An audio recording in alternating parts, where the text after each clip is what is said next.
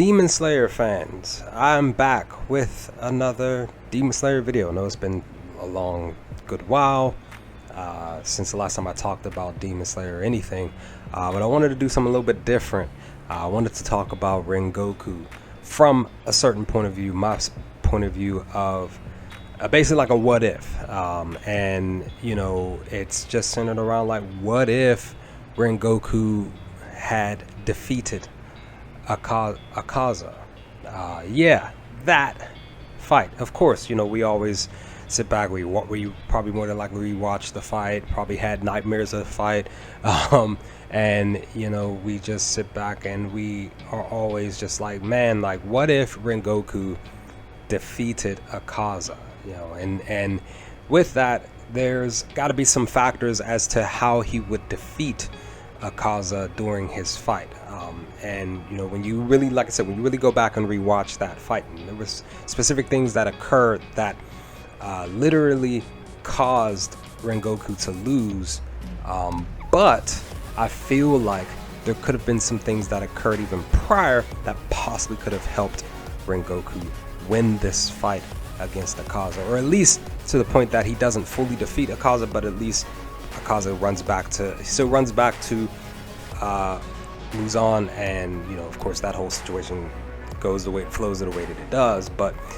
you know, with that, I just want to just talk to you all as briefly as possible within 5+ minutes to just say, like, from a certain point of view, this is how I feel Rengoku should have defeated akaza.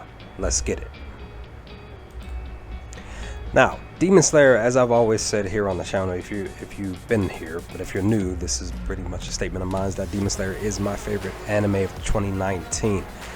Yes, I even put that above Vinland Saga and Rise of the Shield Hero, just because I really fell in love with this anime, right? And of course, I've dived a little bit into the manga, just a little bit past the Red Light District arc, not too far.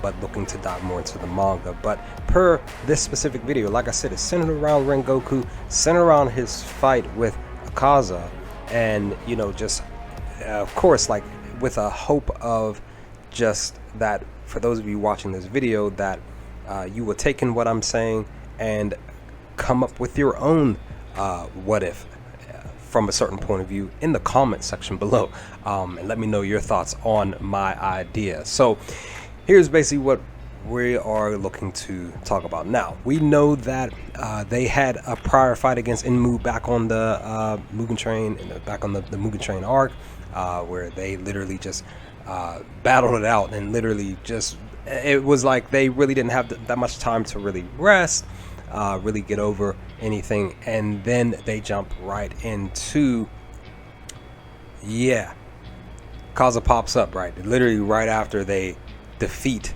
Enmu on the train, right?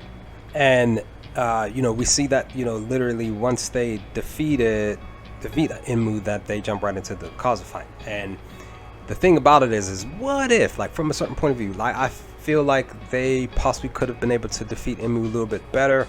You know, again, granted, his power to put them in a dream state and this, that, and the third was what it was, but what if they were able to actually get through that within a little bit quicker of a time frame, to where they weren't battered, beaten, and bruised too much? You know, Tanjiro was worn out.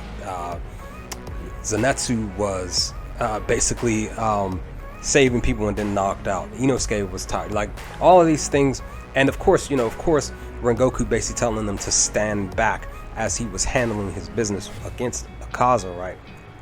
But here's the thing. Let's say that Zenitsu, Tanjiro, just like in his tag team fight with him teaming up with Tengen versus Gyutaro, where of course Gyutaro was trying to save his life and Daki's, like, sister's life. But you know, what if, like, from a certain point of view, right, they were able to not be fully battered and bruised again against Enmu, where basically Tanjiro was at least able to tag team with Rengoku against akaza. Now, that's one of the questions that I know that many, I would believe that many of us Demon Slayers would wonder, like, what if in the fight between Rengoku and Akaza that Tanjiro was able to actually help out as much as possible in the fight, because again, you know, Tanjiro helps Tengen. He helped out fairly well, right, against Gyutaro. But in this fight with Akaza, let's just say that Tanjiro was able to be a good enough distraction for Rengoku to be able to use his his flame attacks, you know, all the forms that he can. You know, we know that he uses the final one, you know, the 10th one, Rengoku. It's such a powerful attack, right? But you know, with that, Tanjiro is actually able to jump in and use his new form, which again I still coin as basically called a berserker form, where he was able to actually just use that even here prior to his actual fight with with him and Tengen and Gyutaro. Just a glimpse of it, at least, not too much. You know, maybe possibly this is another spot where he uses it, and of course this is where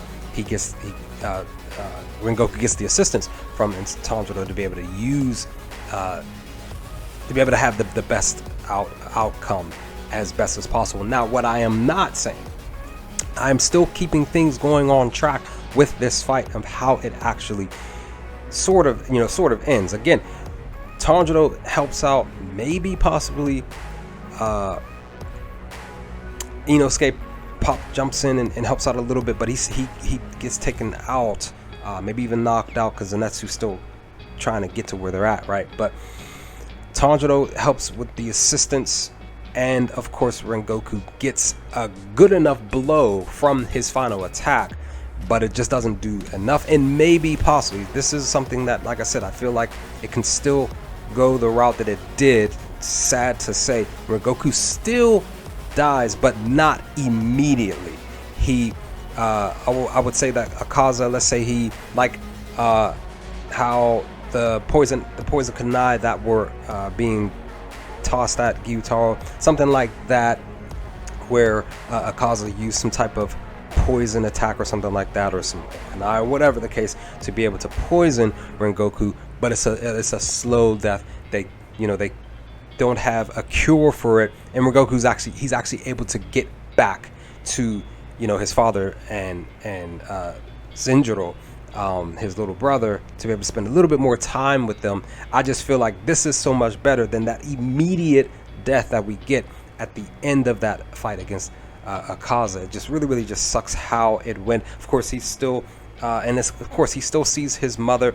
It's just that he sees his mother with his family versus there in that moment when he's about to pretty much call it a life, right? So it's just one of those things that this is from a certain point of view of what I feel should have possibly happened from my own perspective. I really wish that Tanjiro could have, in a what if situation, could have helped. Like I said, Inosuke probably jump in a little bit. Zenitsu still couldn't make it in time. But again, at the end all be all, Akaza gets away. Like I said, he gets away. He basically does lose at the hands of Rengoku. He doesn't get fully dropped. He goes back to Muzan with the report, and of course Muzan still gets pissed off at him with that. But Rengoku, at least he lives a little bit longer, and then he's able to continue to do what needs to be done with Tanjiro and crew, and then of course gets back home with his family. So that's pretty much the video, guys. Not the best, of course.